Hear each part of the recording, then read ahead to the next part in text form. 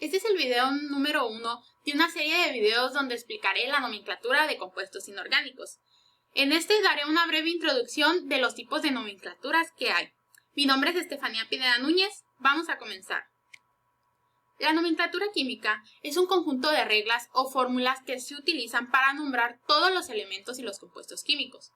Actualmente, la UPAC es la máxima autoridad en materia de nomenclatura química. Veremos tres tipos de nomenclatura dependiendo del tipo de compuesto que tengamos. Veremos la nomenclatura tradicional, la stock y la sistemática. En la nomenclatura tradicional se utilizan prefijos y sufijos para especificar el número de oxidación del átomo central según el elemento tenga uno o más estados de oxidación. Cuando nos referimos a estados de oxidación es lo mismo que referirnos a números de oxidación y se encuentran en la tabla periódica para cada elemento químico. Para elementos con un único estado de oxidación no se agregan sufijos o se agrega el sufijo ico.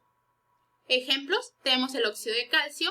El calcio solo trabaja con un número de oxidación que es el +2. Posteriormente, cuando veamos la nomenclatura de óxidos metálicos, vamos a retomar este tipo de nomenclatura. Tenemos otro ejemplo, es el hidróxido de aluminio. Para elementos con dos estados de oxidación vamos a trabajar con la siguiente tabla. Para el elemento que esté trabajando con el menor estado de oxidación o número de oxidación, vamos a colocar la terminación oso y para el que esté trabajando con la mayor, la terminación ico.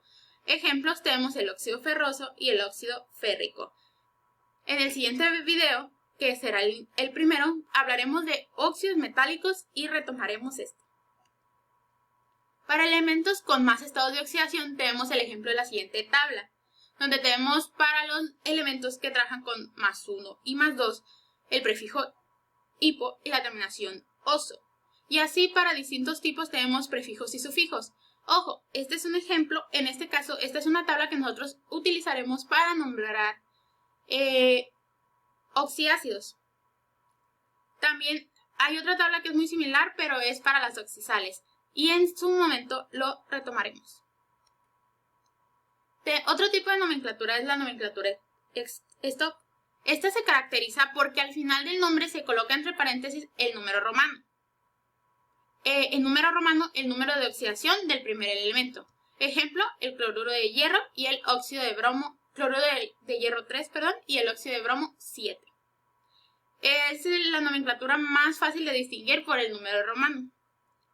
Por último, también tenemos la nomenclatura sistemática. Este sistema de nomenclatura se basa en nombrar a las sustancias usando prefijos numéricos griegos que identifican la atomicidad de cada uno de los elementos presentes en la molécula. ¿A qué me refiero con la atomicidad? Bueno, la atomicidad nos indica el número de átomos de un mismo elemento en una molécula.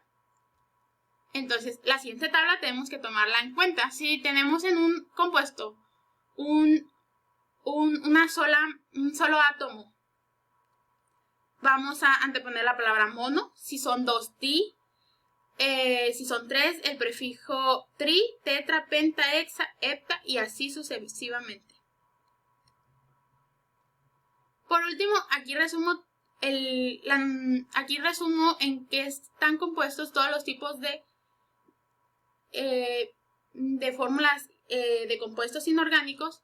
Tenemos por un lado los óxidos que se dividen en óxidos metálicos y no metálicos.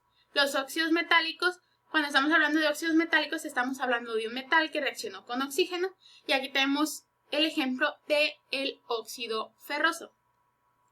Los óxidos no metálicos o llamados anhídridos. Estamos hablando de un metal que reacciona con oxígeno. La palabra anhídrido se usa en la nomenclatura tradicional para nombrar este tipo de compuestos, pero por ser un poquito más compleja se dejó de utilizar y es más común encontrarlos en nomenclatura stock y nomenclatura sistemática. Esto lo retomaremos en el tercer video. Un ejemplo es el óxido de azufre 6. Otro tipo de compuestos son los peróxidos, que pueden ser muy a menudo confundidos con óxidos si no revisamos el estado de oxidación con el que está trabajando. En este ejemplo, por ejemplo, tenemos el peróxido de hidrógeno. Podemos ver que a comparación de los óxidos metálicos, el hidrógeno cada oxígeno aquí está trabajando con -1 y se caracterizan por esta molécula diatómica del oxígeno que en su totalidad está trabajando con -2, porque cada oxígeno trabaja con -1. La nomenclatura de los peróxidos se retomará hasta el final. Por último tenemos los hidróxidos.